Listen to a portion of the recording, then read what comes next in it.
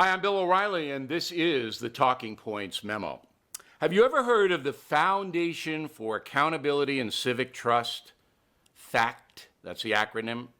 The Foundation for Accountability and Civic Trust. It's a good organization. I never even heard of it until this week, but I've checked it out now. They have put out a list of the most corrupt politicians in the country, 2018. And it's fascinating. It's a fascinating list. And I want to point out two names to you because I think you might know these names, and this is really interesting.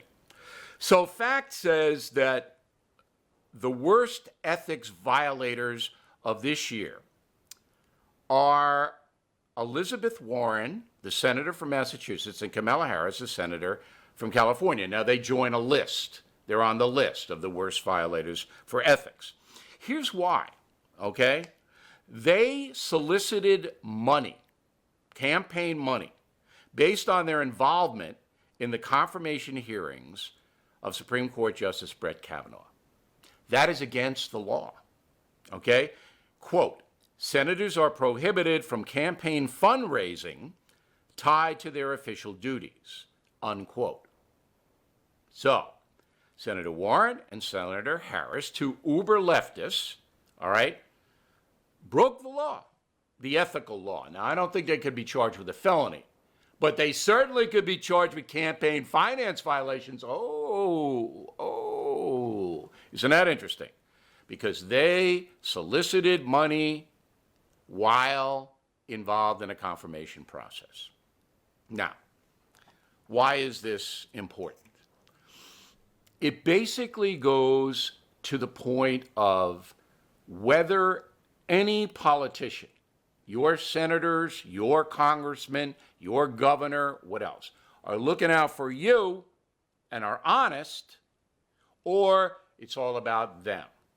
I'm putting the number at 75% all about them. As you may know, I chose Senator Lindsey Graham as the no-spin man of the year on BillO'Reilly.com. I did that because Senator Graham put himself at risk by criticizing his fellow senators who were trying to deny Brett Kavanaugh his due process, his presumption of innocence. We all saw what Senator Graham did, but he didn't do it just for Brett Kavanaugh. He saved Kavanaugh.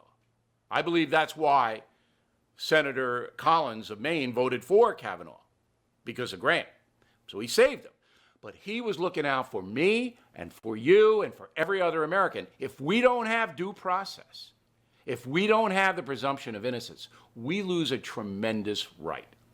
So Lindsey Graham, all right, showed the country what an honest politician who was really looking out for the nation can do.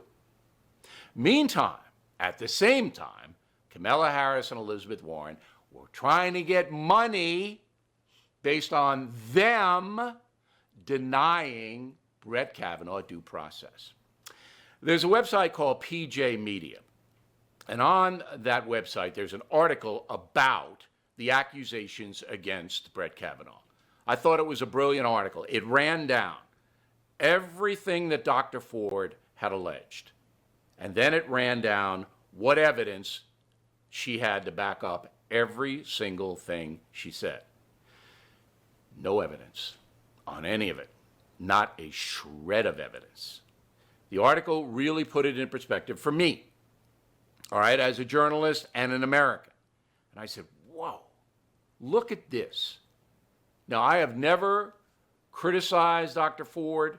I have never called her a name or made a judgment on what she said, other than to tell you there isn't any evidence at all to back it up. And to report that Dr. Ford received close to $1 million in GoFundMe money where she can use it for anything she wants, and to report that she hired the most radical left attorneys in the country to represent her. Those are important things. So, that Kavanaugh deal was probably the biggest political story of the year. Probably. That was a turning point in our nation. And now we know more about it. And in the months ahead, there's nobody investigating it from the mainstream media. They wanted Kavanaugh to be convicted without any proof. They don't like Kavanaugh because he's a fairly conservative man. So you're not going to get an investigation, but more and more things are going to come out.